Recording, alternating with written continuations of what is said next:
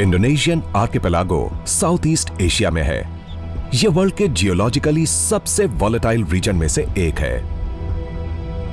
ये islands Pacific ring of fire के पूरे साउथ वेस्टर्न एज तक फैले हुए हैं, जहां बैंड ऑफ वॉल्केनोज और जियोलॉजिकल फॉल्ट लाइंस हैं। ये लैंड्स उन अनस्टॉपेबल फोर्सेस की देन है जो इन शांत समुद्रों के सरफेस के थाउजेंड्स ऑफ मीटर्स नीचे हैं। 4 अलग अलग tectonic plates millions of years से एक दूसरे के साथ टकराती और रगड़ती आ रही हैं, जिससे अर्थ ऊपर उठी और 17,000 से भी ज्यादा वाइल्ड और डाइवर्स आइलैंड्स बन गए। वोल्केनिक इरप्शंस और अर्थक्वेक्स लगातार याद दिलाते रहते हैं कि इंडोनेशिया की फाउंडेशंस कितनी अनस्टेबल है। समय के साथ साथ इन आइलैंड्स पर ऐसे अनोखे एनिमल्स की भरमार हो गई जो दुनिया में और कहीं नहीं मिलते। अर्थ के लैंड मास का सिर्फ 1% ऑक्यूपाई करने के बाद भी इंडोनेशिया वर्ल्ड में मोस्ट डाइवर्स कंट्रीज में से एक है, जहां पूरी दुनिया के सारे मैमल्स और प्लांट्स का 1/8 और सारी बर्ड स्पीशीज की 1/5 वैरायटी यहां रहती हैं। शायद सबसे कमाल की बात यह है कि इन आइलैंड्स पर रहने वाले एनिमल्स इतने इवॉल्व हो गए कि पहचान में ही नहीं आते। उन्होंने नेचर के इतने सारे रूल्स को कैसे झुठला दिया, ये इंडोनेशिया की ग्रेटेस्ट मिस्ट्रीज में से एक है।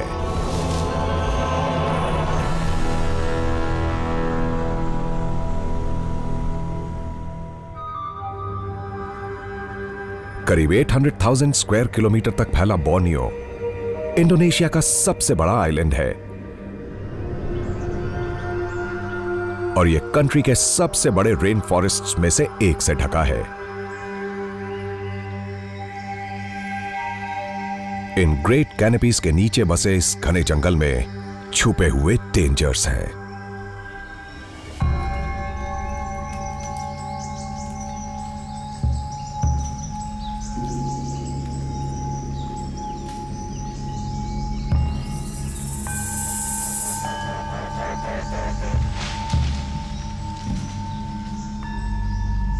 इन डेलिकेट व्हाइट पर्ल्स के इरादे बहुत खतरनाक होते हैं।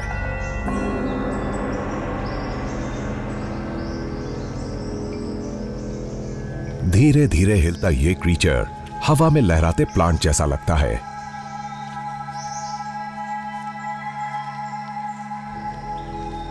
लेकिन धोखा मत खाइए, ये कार्निवोरस किलर है।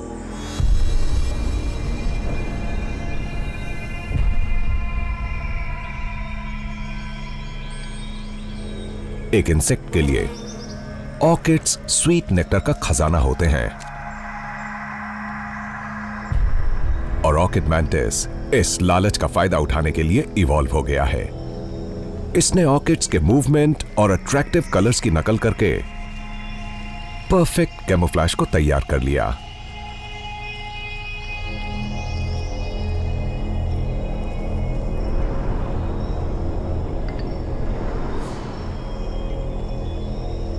अब ये फ्लाई नहीं बच पाएगी।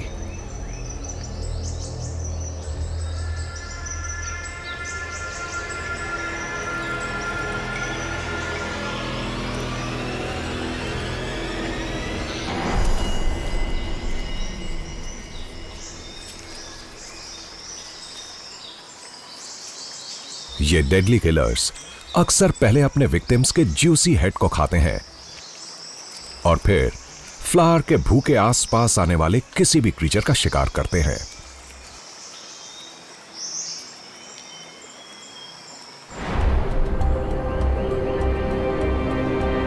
इंडोनेशिया का ईस्टर्न एज कंट्री का फाइनल फ्रंटियर है।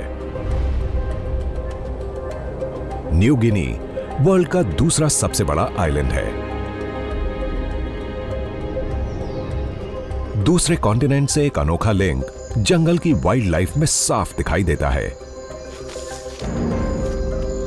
ट्री कैंगरूज मर्सुपियल फैमिली के मेंबर्स हैं, जो मेनलैंड ऑस्ट्रेलिया के रहने वाले हैं। ये नेबरिंग आइलैंड से कई लिंक्स में से सिर्फ एक हैं। ये थाउजेंड्स ऑफ ईयर्स से यहीं पर रह रहे हैं।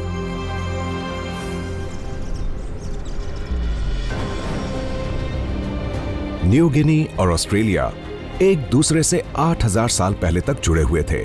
लास्ट आइस एज के खत्म होने के समय बढ़ते हुए सी लेवल से लो लाइंग लैंड में पानी भरने लगा और टॉरेस स्ट्रेट बन गया, जिसने न्यू गिनी और ऑस्ट्रेलिया को दो बड़े बड़े लैंड मैसेज में अलग कर दिया और यहां रहने वाले जानवरों को भी बांट दिया, जिनमें से कुछ सिर्फ रात में निकलते हैं।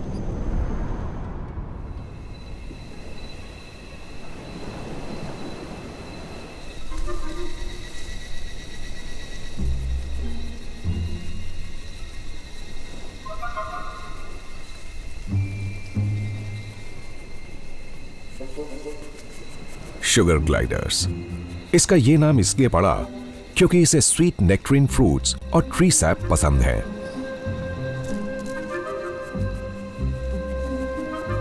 सिर्फ 14 सेंटीमीटर लंबे ये छोटे से मार्supials करीब 7 मेंबर्स के फैमिली ग्रुप्स में रहते हैं और हालांकि देखने में ये क्यूट लगते हैं, पर अपने इलाके में किसी इंट्रूडर के आने पर बहुत खतरनाक भी हो जाते हैं।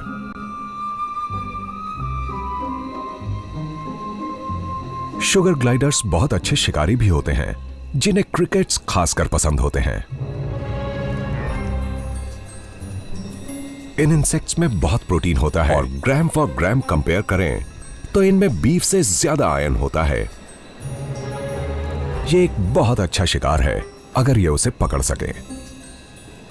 वो क्रिकेट के पास आने का वेट करते हैं और फिर झपट्टा मार लेते हैं।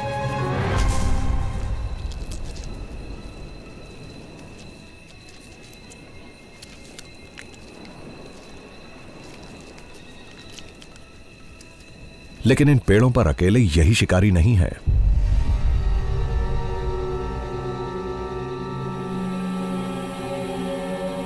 ग्रीन ट्री पाइथन्स भी न्यू गिनी और ऑस्ट्रेलिया के नेटिव हैं।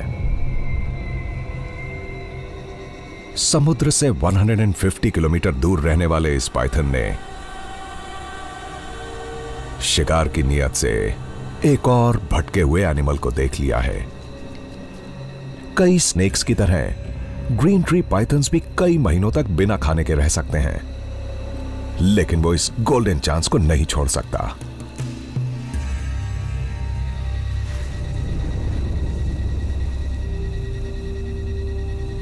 दो मीटर तक बढ़ने वाले ये स्नेक्स कैनोपी में आराम से घूम सकते हैं। अपनी प्रीहेंसाइल टेल की वजह से वो ब्रांचेस को आसानी से पकड़ लेते हैं।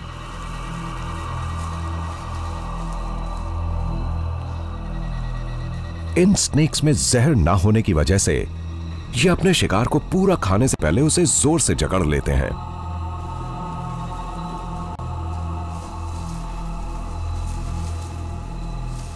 और इस शिकार को मारने के लिए स्नेक को छुपकर काम करना पड़ेगा।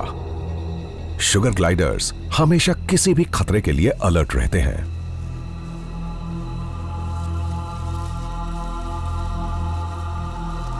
ग्रीन ट्री पाइथन का कैमोफ्लेज कमाल का होता है, लेकिन शुगर ग्लाइडर्स के सूंघने की शक्ति बहुत तेज होती है और वो किसी भी स्ट्रेंजर को उसकी सेंट से पहचान सकते हैं। पाइथन उसके पास पहुंच जाता है और हमला करने की तैयारी करता है।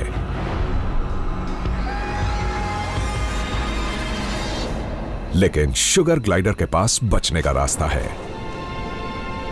वो 50 मीटर दूर यानी एक फुटबॉल फील्ड के बराबर विड्थ तक ग्लाइड करने लायक इवॉल्व हो गए हैं।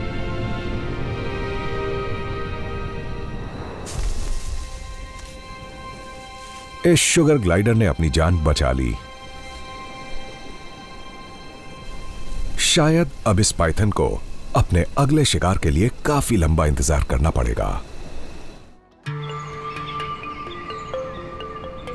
पूरे इंडोनेशिया में आइसोलेशन की वजह से जंगल के क्रीचर्स में जबरदस्त डाइवर्सिटी आ गई। बोर्नियो में अकेले रहने वाले एक एनिमल को पता चला कि सिर्फ बड़ा होना ही सब कुछ नहीं होता।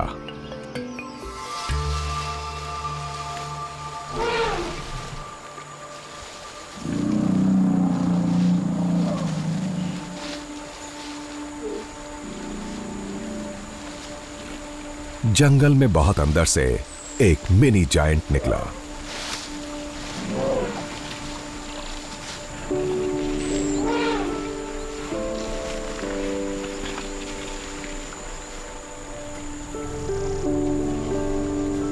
ये पिग्मी एलिफेंट्स हैं जो सिर्फ बोर्नियो पर पाए जाते हैं।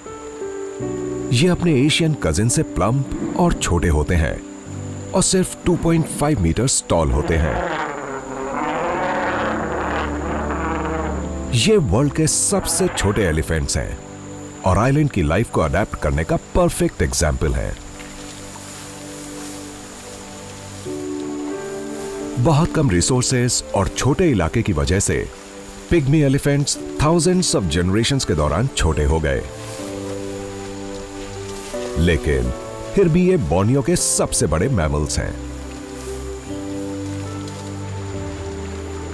नदी के पास सारे एलिफेंट्स इकट्ठा होते हैं, जिनमें रिलेटिव्स और फ्रेंड्स एक साथ हरी भरी घास खाने का मजा उठाते हैं।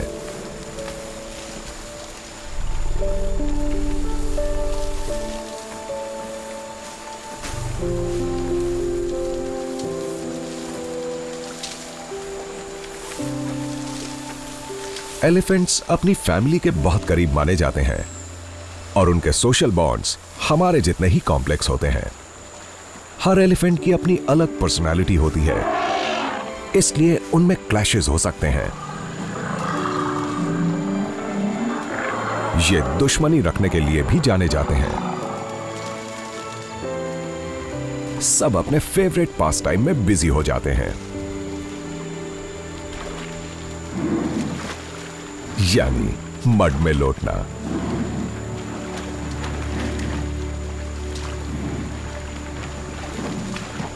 मड बहुत ही इंपॉर्टेंट मिनरल सोर्स है जो डाइट में न्यूट्रिएंट की कमी को पूरा करती है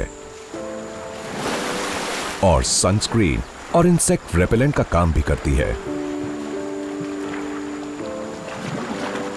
मिट्टी में नहाने के बाद नदी में तैरना ट्रॉपिकल हीट से छुटकारा पाने का अच्छा तरीका है। यहां टेम्परेचर 35 डिग्री सेंटीग्रेड तक पहुंच सकता है, इसलिए पानी में इनके भारी भरकम शरीर को काफी रिलीफ मिलता है।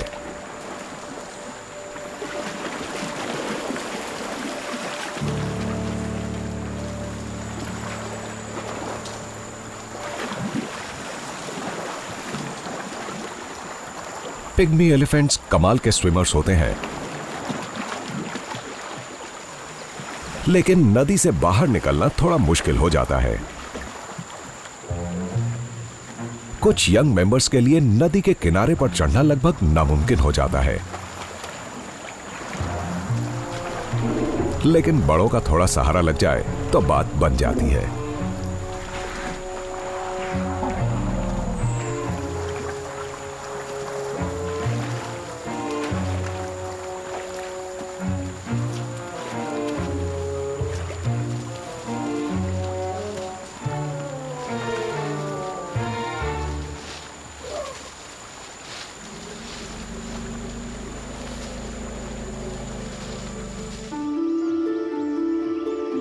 बोर्नियो की नदियां आइलैंड पर थाउजेंड्स ऑफ किलोमीटर्स तक वाटरवेज का नेटवर्क बनाती जाती हैं।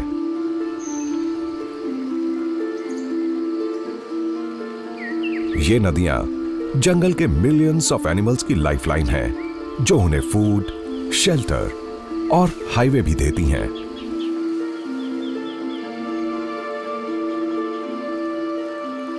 कुछ को वो छुपने की जगह भी देती हैं। इस नदी में एक मॉन्स्टर छुपा हुआ है।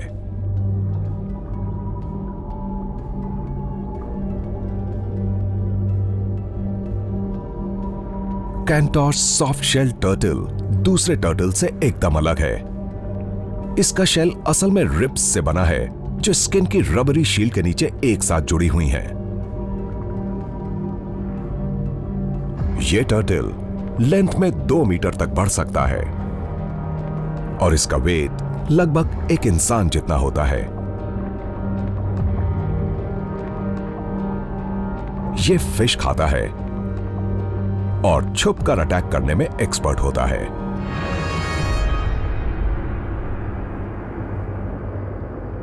लेकिन इसके लिए कैंटोर सॉफ्ट शेल टर्टल को पेशेंस रखना होगा।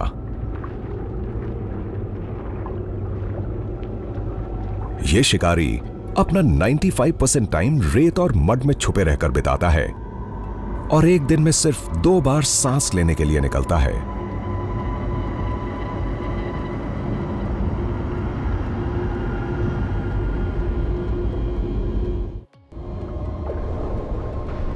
सैंड पार्टिकल्स जैसी आंखें और नॉस्ट्रिल्स होने की वजह से वो गायब हो जाता है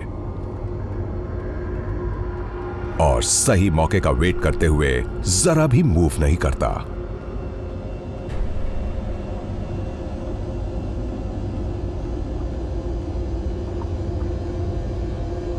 ये कोबरा से भी तेज स्ट्राइक कर सकता है।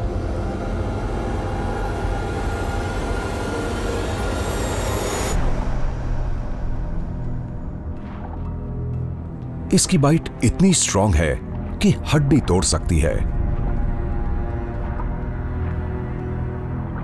इन मर्की वाटर्स में रहने की वजह से कैंटोर्स सॉफ्ट शेल टर्टल में मिलियंस ऑफ ईयर से कोई चेंज नहीं आया है।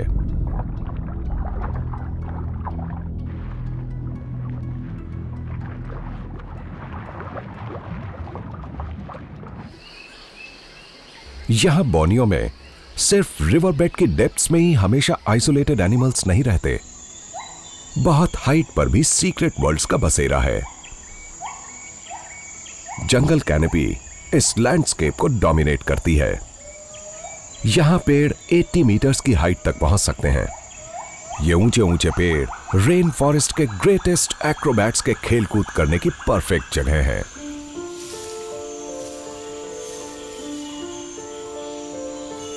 बोर्नियन गिबन्स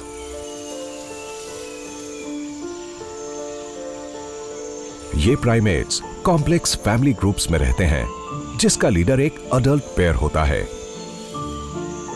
एनिमल किंगडम में गिबन्स सबसे फेथफुल प्राइमेट्स में से हैं।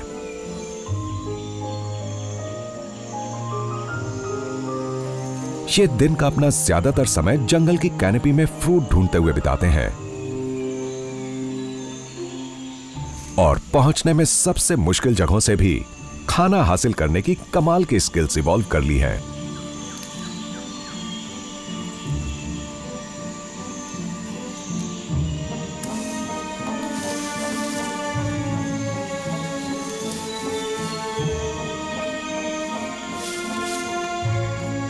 बोर्नियो के गिबन्स 50 किलोमीटर पर आवर तक की स्पीड से जंगल में मूव करते हैं।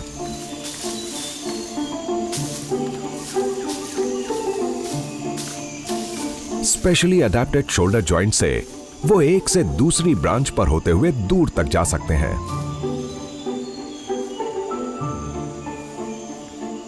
और उनके मजबूत हुक जैसे हाथ उन्हें पकड़ने में मदद करते हैं।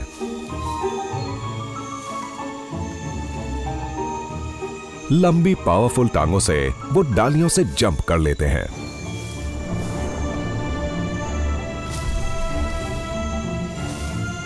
ये 10 मीटर से ज्यादा वाइड गैप्स को जंप करके पार कर सकते हैं।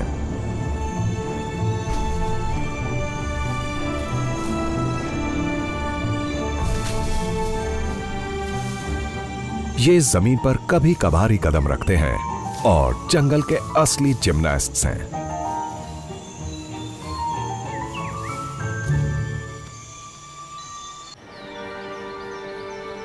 इंडोनेशिया की आइलैंड चेन के बीच में ऐसी रिमोट वाइल्ड लाइफ शेल्टर है जो किसी मिस्ट्री से कम नहीं। स्पाइडर जैसी आउटलाइन वाला सुलावेसी 5 अनोखे ओशन बेसिन से आइसोलेटेड है। इसके 4 पेनिनसुलास जंगल से भरे पहाड़ों से ढके हैं और किनारे पर जैगेड कोस्ट्स और रिमोट बीचेस हैं। इसका अजीब अपीयरेंस इसकी फॉर्मेशन से समझाया जा सकता है।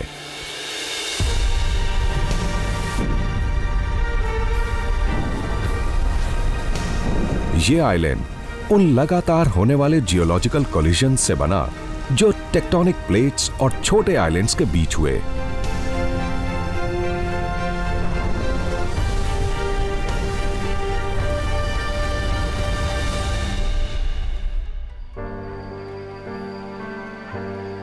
सुलावेसी में बहुत सारी फॉल्ट लाइंस हैं और ये वास्ट माउंटेन रेंजेस और जंगल के ऐसे इलाकों से बटा हुआ है जिन्हें पार करना इम्पॉसिबल है।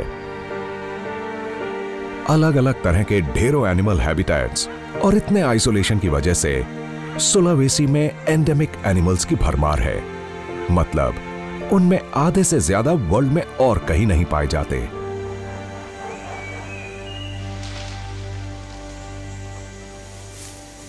रेड नॉब्ड हॉर्नबिल सुलावेसी और उसके आसपास के आइलैंड्स में अनोखे हैं और ये मेल एक इंपॉर्टेंट मिशन पर है। कई हफ्तों से फीमेल इस पेड़ की कैविटी के अंदर बंद थी, एक खुद का बनाया जेल जिसे उसे और उसके पार्टनर ने उगले हुए फूड, फीसीज और फेदर्स के क्ले जैसे मिक्सचर से तैयार किया था।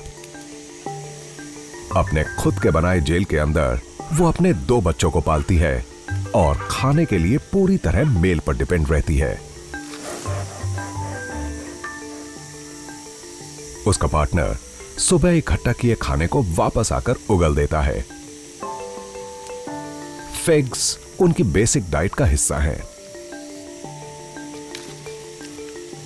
मेल और खाना लाने के लिए उड़ गया। वो पूरे दिन खाना ढूंढता है और सबसे अच्छा फ्रूट ढूंढने के लिए 15 किलोमीटर तक उड़ता है।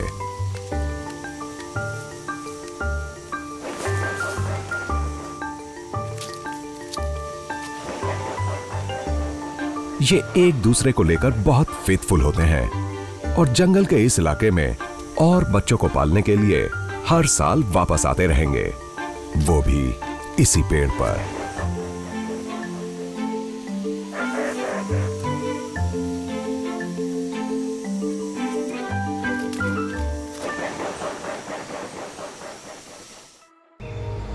थाउजेंड्स ऑफ ईयर्स से अनडिस्टर्ब्ड ये वर्ल्ड के कुछ सबसे अनछुए रेन फॉरेस्ट्स हैं। इस लॉस्ट वर्ल्ड में आइसोलेटेड बर्ड्स में बहुत शानदार फीचर्स और फेदर्स इवॉल्व हो गए हैं। सबसे ज्यादा कलरफुल बर्ड्स इंडोनेशिया में हैं। ये हैं बर्ड्स ऑफ पैराडाइज। 39 अलग अलग स्पीशीज के इस ग्रुप की पहचान है उनके एकदम अनोखे लुक्स, एक से बढ़कर एक शानदार कलर्स का मिक्स, फेदर्स और अजीब बिहेवियर। इस आइलैंड पर पेड़ों पर उछल कूद मचाते प्राइमेट्स ना होने की वजह से जंगल की कैनोपी पर इन बर्ड्स का राज है। इतने सालों में वो इनका स्टेज बन गई है। इस मेल मैग्निफिसेंट राइफल बर्ड की चमकती चेस्ट ही सिर्फ इस बात का इशारा है कि यूजुअली इस ऑर्डिनरी सॉन्ग बर्ड में कुछ तो खास है, लेकिन एक फीमेल के आसपास होने पर वो एक्शन में आ जाता है और ऐसा कुछ करता है जो अर्थ पर सबसे अजीब और एक्स्ट्रा ऑर्डिनरी मेटिंग रिचुअल्स में से एक है। इसकी कोरियोग्राफी थाउजेंड्स ऑफ ईयर्स से डेवलप होती आ रही है, जो एक से दूसरी जनरेशंस को पास की गई और ये उसकी रिहर्सल दूसरे मेल्स के साथ बचपन से करता आ रहा है। इसकी पर्च तक खासकर ऐसी चुनी गई है जहां ज्यादा लाइट आ सके। इसका परफॉर्मेंस बहुत कैलकुलेटेड और बेहतरीन है और उसका असर होता लग रहा है। फीमेल देखने में उतनी ज्यादा अच्छी नहीं है। वो मेल के पोस्चर की नकल करती है इससे पहले कि मेल अपने डांस का फाइनल पार्ट पूरा कर सके।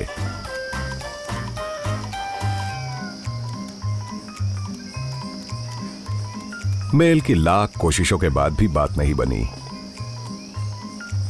फीमेल को यह राइफल बर्ड उतना मैग्निफिसेंट नहीं लगा। कुछ डांसर लेडीज का दिल कभी नहीं जीत पाते। इस आइलैंड पर बहुत कम प्रेडेटर्स होने की वजह से स्पीशीज के एवोल्यूशन की सारी रिस्पॉन्सिबिलिटी इस बात पर टिकी है कि फीमेल ऑडियंस को क्या अच्छा लगता है। यह मेल इस उम्मीद से प्रैक्टिस करता रहेगा कि आखिर में उसे पार्टनर मिल ही जाएगी। ऐसा नहीं है कि सिर्फ इंडोनेशिया के लैंड्स पर ही इतने अजीब तरह के एनिमल्स और प्लांट्स पाए जाते हैं। इस कंट्री में पूरे वर्ल्ड की 18% कोरल रीफ्स भी हैं।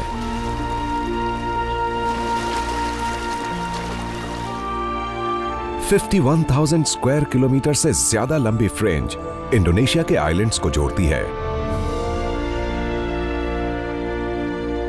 इकोलॉजिकली यह वर्ल्ड में सबसे ज्यादा फर्टाइल है। पैपुआ के वेस्टर्न पॉइंट पर जो रीफ्स हैं, वो कोरल ट्रायंगल का एपिसेंटर है, यानी ऐसा एरिया जहां अर्थ पर सबसे ज्यादा कोरल डाइवर्सिटी है। यहां 600 से ज्यादा अलग अलग टाइप्स की कोरल फ्लरिश करती हैं, जो वर्ल्ड की टोटल कोरल्स का 76% है। भले ही ये देखने में अंडर वाटर प्लांट्स जैसे लगे, पर ये वास्ट माउंट्स असल में नन्हे नन्हे सॉफ्ट बॉडीड एनिमल्स के बने हैं, जिन्हें कोरल पॉलिप्स कहते हैं। यहां पर कोरल फिश की 2000 से ज्यादा स्पीशीज रहती हैं। इतनी स्पीशीज अर्थ पर और कहीं नहीं है। इनका वर्ल्ड पानी में डूबा एक सीक्रेट है।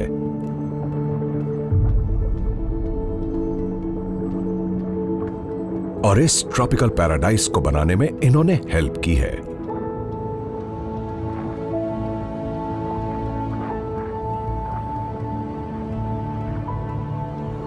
ये शानदार व्हाइट सैंडी बीचेस भी कुछ इसी तरह बने हैं।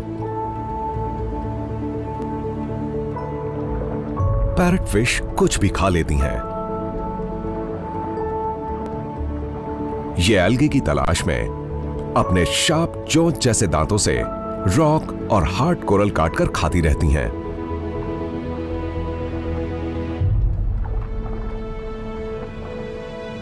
डाइजेस्ट होने के बाद वो फाइन सेडिमेंट की तरह बाहर निकलता है, जिसे सैंड के नाम से जाना जाता है। हर फिश एक साल में 90 केजीज तक रेत निकाल सकती है।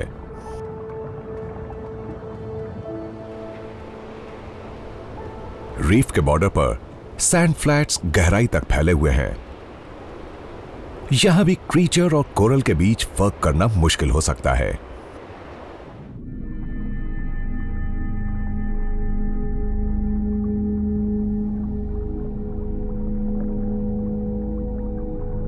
पानी में लहराते हुए देखकर कोई भी इन्हें सी ग्रास के ब्लेड्स समझने की गलती कर देगा।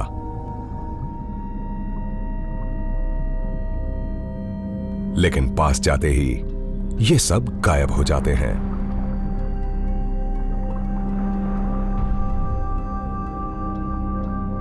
गार्डन ईल्स लेंथ में आधे मीटर तक ग्रो हो सकती हैं। ये अपने घर नैरो बरोज में बनाते हैं, जिनसे मोस्टली ये बाहर ही नहीं निकलते हैं। ऑर्गेनिक मैटर को खाने में लगे रहते हैं, जो स्ट्रॉन्ग करंट में फंस जाता है।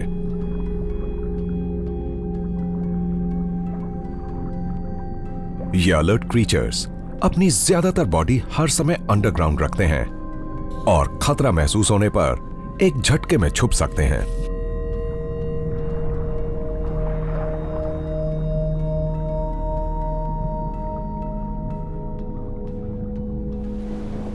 इन शैलो वाटर्स में एक और अकेला रहने वाला हर्बीवोर खाने की तलाश में है।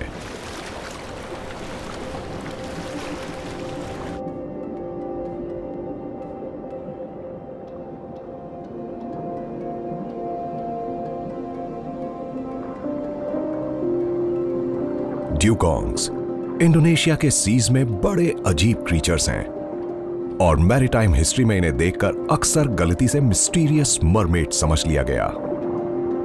पास से देखने पर सच उतना एलिगेंट नहीं लगता।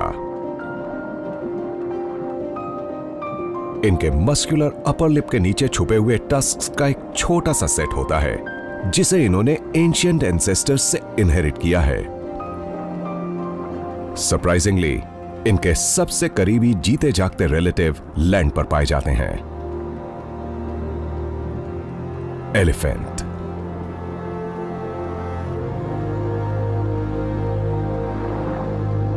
ड्यूगोंग्स लेंथ में 3 मीटर तक ग्रो कर सकते हैं और इनका वेट 1/2 टन तक होता है।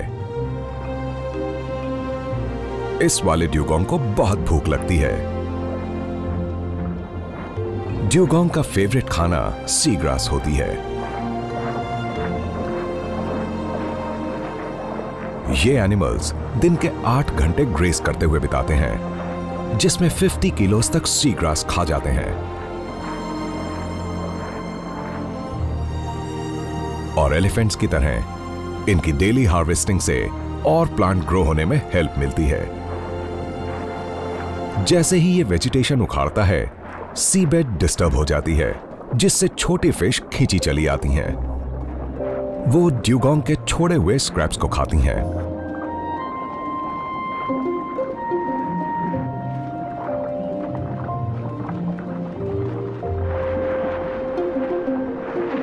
लेकिन इन एक्वेटिक मैमल्स को सरफेस पर सांस लेने के लिए जल्दी जल्दी ब्रेक्स लेने पड़ते हैं।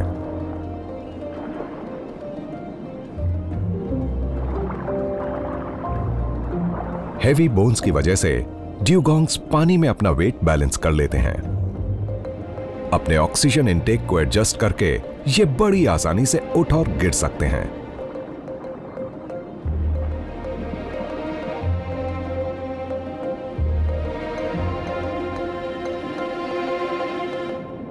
सोते हुए भी इस मेल को सांस लेने के लिए नींद में सरफेस पर वापस जाना पड़ेगा। इसे लगातार खतरे पर नजर रखनी पड़ती है।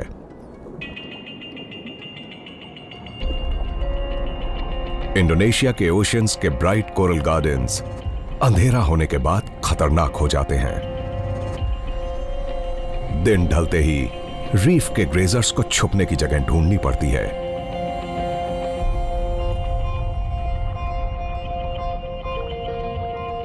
अंधेरा होने के साथ ही खुद रीफ भी कार्निवोरस बन जाती है और खाने का कंपटीशन शुरू होने वाला है। ज़ूप्लैंक्टन कहे जाने वाले नन्हे नन्हे ड्रिफ्टिंग क्रीचर्स को खुद कोरल खा जाता है।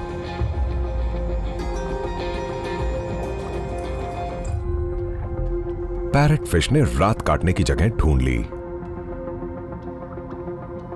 लेकिन सोने से पहले उसे एक रिचुअल पूरा करना है। यह फिश अपनी गिल्स के पास की ग्लैंड से म्यूकस निकालती है, जिससे कोकून बन जाता है। यह कोकून पैरेट फिश को पैरासाइट से बचाएगा और इसके छुपने की जगह की भनक भी नहीं लगने देगा।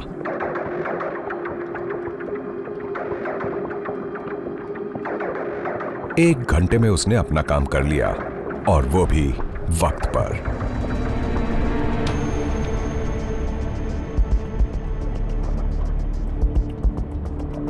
व्हाइट टिप्ड रीफ शार्क्स रात में शिकार करती हैं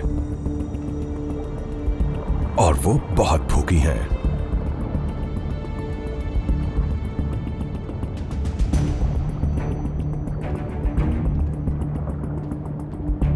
स्नेक लाइक बॉडीज और एक कोलैप्सिबल डॉर्सल फिन होने की वजह से ये बड़े आराम से टनल्स की मेज से होकर निकल जाती हैं।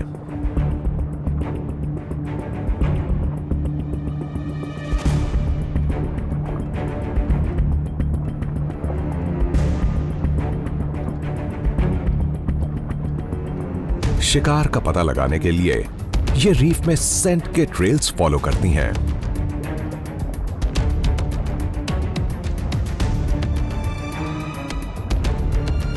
शिकार मिलने पर ये मिलकर काम करने के लिए जानी जाती हैं, जिसमें ये स्ट्रे फिश को घेरकर उसे मार देती हैं।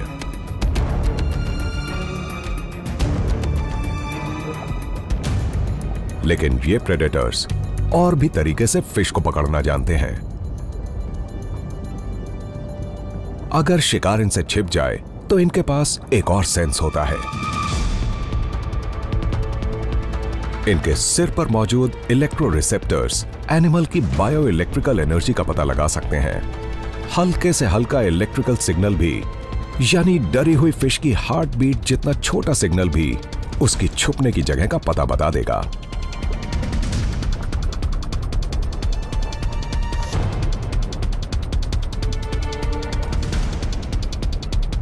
शार्क्स पास से गुजरती हैं और पैरट फिश जरा भी मूव नहीं करती।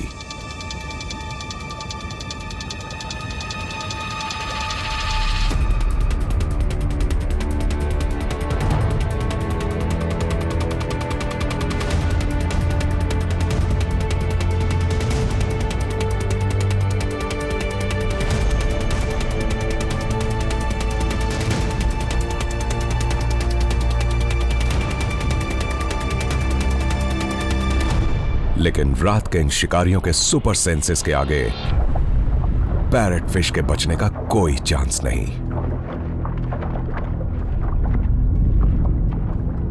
इंडोनेशिया के समुद्रों में कई सीक्रेट्स छुपे हुए हैं। प्रेडेटर्स इवॉल्व होकर सक्सेसफुल हंटर्स बन गए और उनके शिकार को छुपना सीखना पड़ा। बोर्नियो के पत्तियों से ढके फॉरेस्ट फ्लोर पर धूप की कमी की वजह से रिसोर्सेस के लिए जबरदस्त कंपटीशन होता है।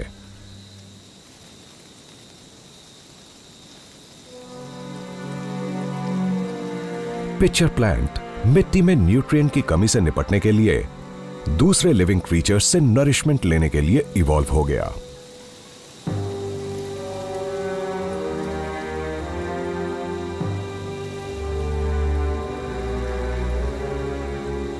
और बहुत जल्द स्वीट नेक्टर की सेंट से अट्रैक्ट होकर आए इंसेक्ट को पिचर ने अपना पहला शिकार बना लिया। एक मॉथ डाइजेस्टिव एंजाइम्स के डेडली पूल में स्ट्रगल कर रहा है जो उसके टिश्यू को डिसॉल्व करने लगे हैं। भीगे और चिपचिपे विंग्स होने की वजह से वो उड़ नहीं सकता।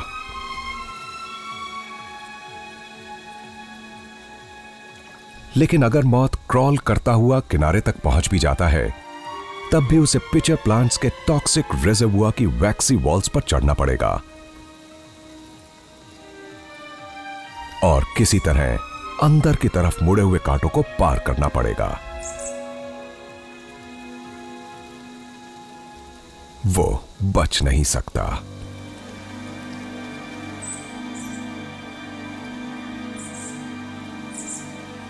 अपनी पूरी लाइफ में pitcher plant thousands of insects, amphibians और कभी कभी रैट को भी अपना खाना बना लेगा।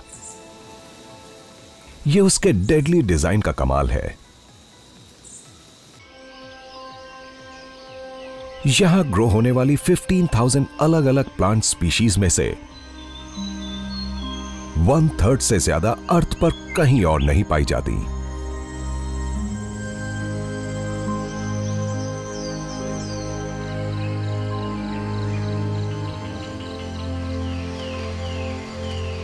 उनके बीच एक ऐसा किलर रहता है जिस पर किसी को शक नहीं होता। ये लीफी प्लांट डॉगबेन फैमिली का मेंबर है। ये बहुत टॉक्सिक होता है और अगर गलती से खा लिया जाए तो सबसे बड़े जानवर की जान भी ले सकता है। लेकिन इसका टेस्ट इतना कड़वा होता है कि पॉइजनिंग होना बहुत मुश्किल है।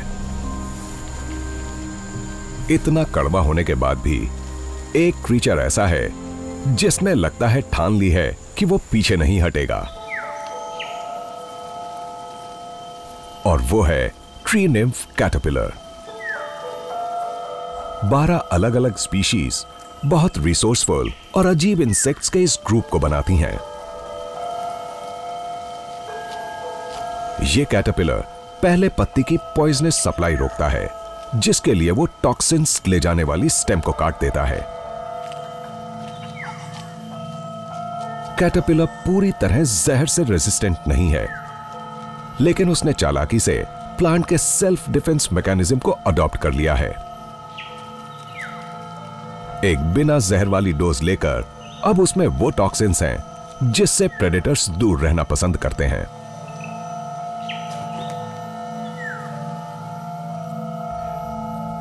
अपनी 2 हफ्ते की इन्फेंसी के दौरान कैटरपिलर का साइज डबल हो जाता है।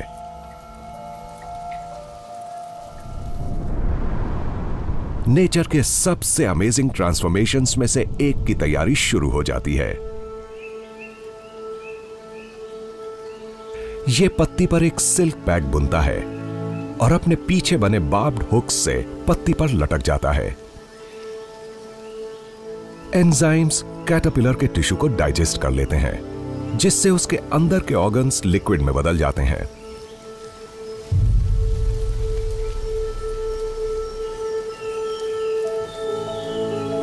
कैटरपिलर धीरे धीरे अपनी स्किन निकालता है और गोल्डन क्रिसलिस बाहर आ जाता है। कुछ वक्त बाद यह क्रिसलिस हार्ड होकर एक प्रोटेक्टिव कोकून बना देता है। 2 हफ्ते बाद इस ट्रांसफॉर्मेशन की फाइनल स्टेजेस पूरी हो जाती हैं।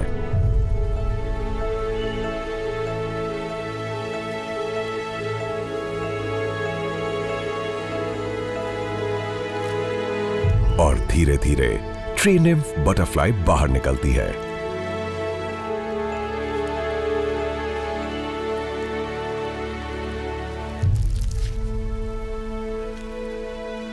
ये आराम से अपने पेपर जैसे विंग्स सीधे करके उन्हें सुबह की धूप में सुखाती है।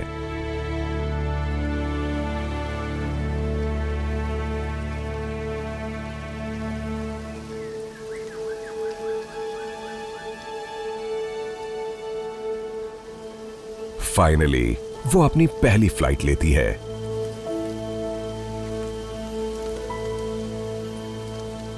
लेकिन यहां एक डेलिकेट इंसेक्ट की लाइफ में बहुत खतरे हो सकते हैं। हर मोड़ पर मुसीबत मुंह खोले खड़ी रहती है और अनहोनी हो गई। बटरफ्लाई ऑर्ब वीविंग स्पाइडर के जाल में फंस गई और स्पाइडर उसे खाने को तैयार है।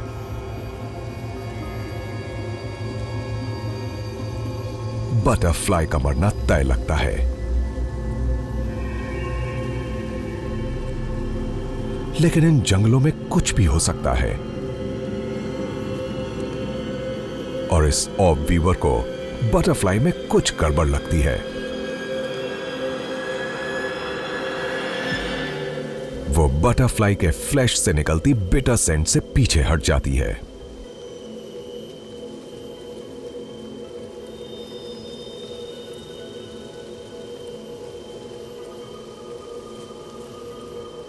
एक कमाल के ट्विस्ट में स्पाइडर अपने चंगुल से बटरफ्लाई को फ्री कर देती है।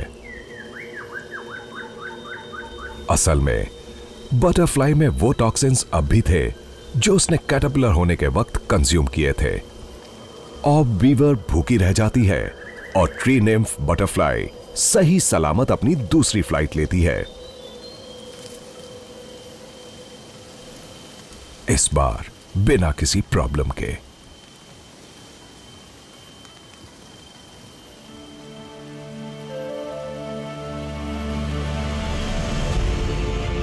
कई तरह के प्रोडक्टिव हैबिटेट्स के अंदर आइसोलेटेड और छुपे इस शानदार आर्किपेलागो के एनिमल्स और प्लांट्स बहुत अनोखे ढंग से इवॉल्व हो गए हैं। इंडोनेशिया की बेहतरीन और डाइवर्स ज्योग्राफी ने अजीब बिहेवियर्स वाले क्रीचर्स को सपोर्ट किया, जिन्हें बाहर की दुनिया ने बहुत ही कम देखा है। इन आइलैंड्स पर हर मोड़ पर मिस्ट्री और अननोन चीजें मौजूद हैं।